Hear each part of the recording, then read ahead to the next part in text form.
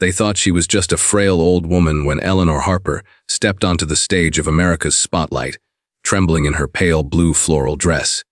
The show's director raised an eyebrow and signaled to his assistant, "Put her on early. The audience will enjoy this." They called it a light-hearted moment, a touching, slightly humorous performance that would be cut after the first round. But no one expected Eleanor Harper to silence the entire room. Before we continue Eleanor's inspiring journey, if you believe that true worth comes not from age or appearance, but from perseverance and undying passion, please like and subscribe. This helps us share more heartwarming stories like hers with the world. Now, let's return to the story, where surprises still lie just ahead. That morning in the quiet town of Ashland, Oregon, Eleanor sat by her window as soft spring sunlight filtered through lace curtains that had hung there for over 30 years. She adjusted her reading glasses and focused on the crossword puzzle in her morning paper. C. 7 letters, a musical term meaning very loud fortissimo. She murmured with a smile, filling in the answer with an old fountain pen. At 72, Eleanor lived a simple life. Widowed for more than 20 years, she resided alone in a modest 2-bedroom apartment. Her days followed a quiet routine: morning coffee, afternoon reading, weekly book club at the local library, and evenings singing in the church choir. She never stood in the spotlight, always blending her voice into the back row. The ringing phone broke her concentration. Eleanor picked it up and held it to her ear alley. "It's Ruthie from the choir." "Oh, hello Ruthie. What's the reason for your early call?" "Have you seen the news? America's Spotlight is holding auditions next Tuesday at the City Convention Center." Eleanor laughed, surprise softening her voice. "You know those shows aren't for people like me." "What do you mean?" "I've heard you sing when you thought no one was listening. You still have a voice that can soothe a sanctuary. Even Pastor William said so."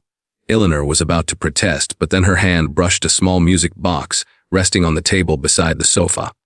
The only keepsake from her youth, when she once dreamed of becoming a singer. The silver-plated box still played its familiar melody every time she opened the lid. How long had it been since she last thought about the stage? That night, Eleanor stood in front of the bathroom mirror, quietly examining herself. The lines around her eyes and mouth told stories of time, sleepless nights worrying over her daughter, losses endured, and the long ache of solitude. She began to hum softly at first, then let her voice grow fuller and freer. In that moment, Eleanor was no longer an elderly woman in a small apartment. She was the 20-year-old girl standing on stage at her university music recital before Professor James Winters, who had coldly remarked, "Technically sound, but you lack fire, you lack artistry." That harsh critique had crushed her dreams. She had abandoned music, switched to education, and slipped into a life of privacy and quiet routine. But just a few blocks away, Ruthie Campbell was doing something Eleanor never expected, uploading a secret video clip of Eleanor singing Amazing Grace during last year's Easter service. When the choir's lead soloist was absent, Eleanor had stepped in spontaneously. That recording was about to change everything. 3 days later, the phone rang again. This time, the caller ID showed an unfamiliar number. "Mrs. Harper, this is Ryan Matthews from America's Spotlight," came a confident male voice. "We just saw a video of an extraordinary voice during a church service." "That was you, wasn't it?" Eleanor hesitated. I didn't send anything. Maybe someone else did. I have to say, your voice moved us deeply. We'd like to invite you to perform on next week's broadcast." Eleanor froze. A mix of fear, disbelief, and a flicker of hope stirred inside her. "Just one song, Mrs. Harper. We'll cover all travel and hotel expenses."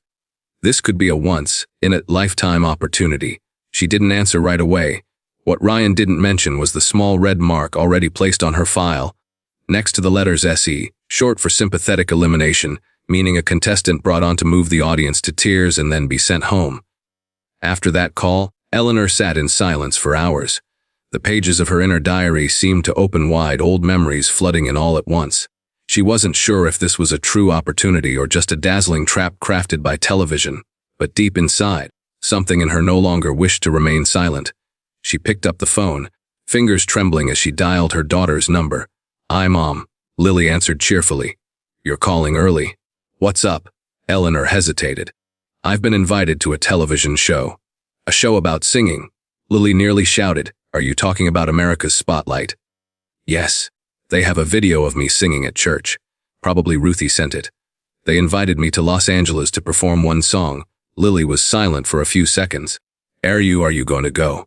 At first, Eleanor thought not. She was old, no one wanted to hear an old lady sing anymore. That's not true, Lily said firmly. You once told me life expands or shrinks in proportion to one's courage. That's Anna's nin. Eleanor chuckled softly. But you're the one who taught me that. Lily's voice softened. You gave up so much for me, Mom. When Dad passed, you gave up music. Gave up all your dreams just to raise me. Maybe this is your chance to live for yourself. After that conversation, Eleanor looked around her quiet apartment. On the wall hung an old wedding photo of Richard, the gentle husband who died in a car accident when she was 49. On the table sat a frame from Lily's medical school graduation. Every item in the room reminded her of silent sacrifices. Suddenly, she realized it was time to give something to herself. That evening, Ruthie appeared at the door with a bouquet of tulips and an apologetic face. I'm sorry. I know I shouldn't have sent the video without asking you first. It's all right, Ruthie, Eleanor said, opening the door. I called them back. I'm going, Ruthie nearly cried with joy. Oh my gosh! I knew you wouldn't regret it. I just knew it. 2 days later, Eleanor stood at the small city airport. An assistant from the show had booked her ticket and arranged her hotel. It was her first time flying in nearly 2 decades. She wore her favorite pale blue floral dress, carried a small suitcase, and clutched a notebook with the lyrics to At Last by Etta James, the love song her husband used to request whenever they danced in the living room. When the plane landed in Los Angeles, Eleanor felt as if she had stepped into a completely different world. Bustling, noisy, and radiant, a young assistant named Amanda greeted her at the airport, holding a sign. Eleanor Harper, contestant, first time on TV. Amanda smiled without looking up from her phone. Seems like it, Eleanor replied softly, doubts rising in her chest. The recording center felt like a colorful maze. Long hallways, gleaming glass doors, groups of young people chatting animatedly, heavily made-up faces, dancers rehearsing in corners. Among it all, Eleanor felt like a breeze lost in a storm. The makeup room was crowded when a makeup artist approached her, looking her up and down. I'm Lexi, she said. Today, I'll give you the perfect on-camera look. Less than 2 hours later, Eleanor barely recognized herself in the mirror. Her silver hair was styled into soft waves, her eyes gently highlighted with bronze eyeshadow, and her pale pink lips stood out just enough to appear dignified. Hope you're happy with it. It's unfamiliar but nice, Eleanor smiled gently. In the waiting area, she sat alone, feeling anxious. That's when a young woman with purple dyed hair and sparkling piercings sat down next to her. I'm Zoe, she said. I saw you singing at church in that video. You're the church lady, right? You could call me that, Eleanor replied. You know, this show always includes one older person for the emotional moment. That's how they produce it. Eleanor paused. Are you serious? I used to be a backstage assistant for a season. You're not the first to be labeled a sympathy act. But if your voice is anything like that video, maybe they picked the wrong old lady this time. Eleanor looked at Zoe, her eyes unexpectedly glistening. The song I chose is At Last. It was his favorite. Zoe nodded with admiration. That's a tough one. But if you believe in what you're singing, make them regret underestimating you. Night fell outside the studio, but inside the lights still blazed. The rapid clicking of cameras, the hurried tapping of high heels on tiled floors, and producers calling out to each other all created a whirlwind that made Eleanor feel lost in a maze of other people's dreams. She sat in a small waiting room, her suitcase neatly beside her. The printed lyrics of At Last lay on the table, a song she had sung hundreds of times in her life, but never in public. Only Richard had ever been her faithful audience, sitting in his armchair with a cup of tea, smiling at her as if the world had narrowed down to just the two of them. The door creaked open. Mom, Lily stepped in, her face radiant. She had driven through the night from Oregon, just to be with her mother before this moment. What are you doing here? You've got surgery scheduled tomorrow. Eleanor exclaimed in surprise. I postponed it, Lily said, pulling her mother into a tight hug. This is the moment when you need me more than any operation does. They sat side by side, hand in hand. Eleanor whispered, I feel like an imposter, Lily. Everyone out there is talented, Yun and me. I'm just an old lady who sings in her bathroom. No, Lily said firmly. You're the one who taught me that music doesn't need a big stage or a full audience. It only needs to be sincere. Lily looked at her mother seriously, then pulled out her phone. I want you to see this. She played the video Ruthie had recorded. The image was grainy, the sound imperfect, but what made Eleanor freeze were the faces of those listening. Elderly men and women in church pews. Well-behaved children sitting quietly, all with eyes glistening. Some had their heads in their hands, others closed their eyes as if soothed by something sacred. "That's the power of your voice," Lily whispered. "It's not about technique. It's about emotion. It's about truth." Eleanor stayed silent for a long moment. Then a production assistant knocked and announced she had 15 minutes left. She stood, exhaling as if releasing a weight. "All right, I won't back down." Lily smiled, wiping the corner of her eye. "I've always known you're the bravest person I've ever met." After Lily left, Eleanor looked at herself in the mirror. She was no longer the old woman with a broken dream, no longer the student who once wept in Professor James Winters's office when he bluntly said, "You don't have fire. You don't have what makes people remember." That day, Eleanor had left the music department, convincing herself she wasn't good enough. But today, those cruel words would no longer be the final thing she heard about herself. She adjusted the collar of her dress, pressed her lips together, and applied a touch of rose-colored lipstick. "Ready," she said to herself and stepped out of the room.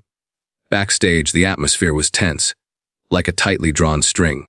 Other contestants clustered in small groups, laughing and encouraging one another. Some did last-minute vocal warm-ups. A young man tuned his guitar, while a dance group rehearsed one final sequence.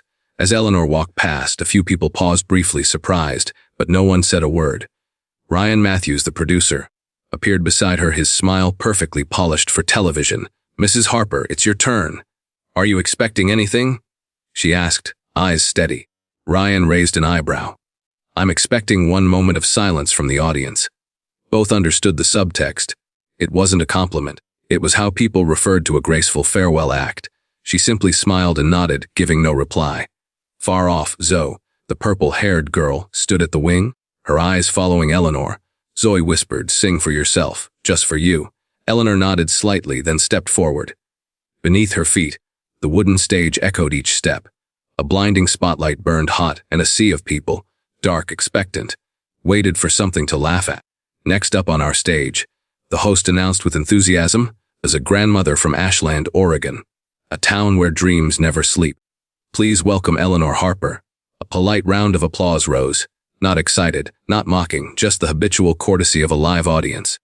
The stage lights beamed straight into Eleanor's eyes, blinding her to the faces of the fun's 200 people seated below. She could only feel the silence settling, the audience's eyes drawn to the pale floral dress, to her aged hands trembling ever so slightly. 3 judges sat before her, a former teen pop idol, a legendary silver-haired music producer, and a sharp-tongued Broadway artist, all known for their strict standards. They exchanged looks of surprise and curiosity. The male judge spoke first, his voice gentle but clearly assessing. "Mrs. Harper, can you tell us what brought you here today?" Eleanor took a breath, recalling what the producers had advised, talk about your inspiring journey, how age doesn't limit dreams and so on. But she chose honesty. "Actually, I didn't apply. A friend sent in a video of me singing at church and I didn't know." A ripple of soft laughter spread through the audience. Not mocking, sympathetic. "So what will you be singing today?" "At Last" by Etta James. "It was my husband's favorite song." The female judge squinted. "That's a tough one." "Yes," Eleanor nodded, "but I've lived every word of it." The opening notes began to play, their delicate phrasing stirring old memories. Eleanor closed her eyes, drew a deep breath, and opened her mouth. "At last." The first line came out slightly husky, soft. But by the second, her voice grew steadier, richer, as if something inside her had just been unlocked. In the control room, Ryan Matthews leaned back in his chair. "Get ready for audience reaction close-ups," he told the director, smirking. But then something no one expected happened on stage. Eleanor began to lift the mic from its stand. Her hands no longer shook, her face no longer held fear. That voice, it was no longer the voice of an old woman, but of someone who had loved and lost, who had suffered and hoped, who had stepped back only to rise again. That voice wasn't perfect, but every note was so true that the air in the room thickened. "My lonely days are over." One row of audience members grew misty-eyed. An older man gripped his wife's hand tighter. A 10-year-old girl stared at her with wide eyes. Backstage, Zoe whispered, "She's not just singing. She's reliving her entire life." Eleanor moved closer to the edge of the stage. She spread her arms as if embracing someone invisible. Maybe Richard. Maybe her 20-year-old self. The final line soared, "You are mine, at last." 3 seconds. 5. Not a single sound. Then one woman stood up and clapped, then another. Suddenly, the whole auditorium erupted. A thunder of applause, whistles, cheers like a wave crashing onto the stage. At the judges' table, the Broadway artist wiped away tears. The pop singer stood, clapping without pause. The legendary producer only shook his head, stunned. "Unbelievable," he muttered. Eleanor stood still, the light shining on her face. She didn't smile. She didn't cry. She looked down at the crowd with a calm, peaceful gaze, as if she knew, if only for once, she had done something right. A tissue was gently placed in her hand from the host, now stepping up beside her. "Mrs. Harper," he said, voice shaking with emotion, "I think we all share the same thought right now. Thank you for reminding us what real music truly is." The next morning, in a hotel room overlooking Hollywood Boulevard, Eleanor sat quietly beside a cup of chamomile tea. Gentle spring sunlight fell across her simple nightgown. Lily was curled up on the sofa, eyes glued to her phone, endlessly refreshing the latest reactions. "Mom," she shouted, "your performance video has over 3 million views on YouTube. People are calling you America's grandma and the voice of grace. Rolling Stone even wrote an article about you." Eleanor simply smiled. She didn't care about the views or the nicknames people gave her. What moved her were the comments, from the young, the elderly, and those who had once given up on their dreams because of age, criticism, or fear. "I'm 60, and just signed up for my first singing class thanks to you. I cried listening to you. You reminded me of my mother. Your voice is the healing sound I didn't know I needed." There was a knock at the door. 3 taps. Lily opened it and turned back with a look of surprise. "Mom, someone's here to see you. It's Ryan Matthews." Eleanor adjusted her collar and stood. The television producer entered holding a bouquet of tulips and an envelope. His smile was still professional, but this time his eyes had changed. "Mrs. Harper?" he began, slightly awkward. "I'm here to say thank you and I'm sorry." She waited quietly for him to continue. "Yesterday, we thought we had a touching moment that would boost ratings. But you silenced us in the truest sense. Last night's broadcast had the highest viewership of the season." He handed her the envelope. 3 record labels called us this morning. They want to meet with you. Not just because of your voice, but because you have a story. Something very real. Something you can't script. Eleanor accepted the envelope but didn't open it right away. "You know," she said, "being underestimated is a gift sometimes. It gives you the element of surprise." Ryan nodded slightly. "I understand now." That afternoon, before leaving Los Angeles, Eleanor received a message from an unknown number. The screen read, "This is James Winters. I'm 92, living in Florida. I saw you on television last night. I was wrong, so wrong it can't be undone. You've always been a true artist. I'm sorry." Eleanor read the words once, then again, and a third time. Then she set the phone down and closed her eyes. After 50 years, a long locked door had finally opened, not with anger, but with forgiveness. On the flight back to Oregon, she looked out at the blue sky, softly humming, "At last my love has come along." And for the first time in half a century, Eleanor Harper was no longer afraid of the spotlight. She had stepped into the light, not to be praised, but simply to be seen as herself. And so the story of Eleanor Harper comes to a close, a journey of rediscovering oneself after 50 years of silence. If this story touched you, please like and subscribe to help us continue sharing more heartfelt, hopeful, and deeply human stories like this one. We'll see you again on the next journey.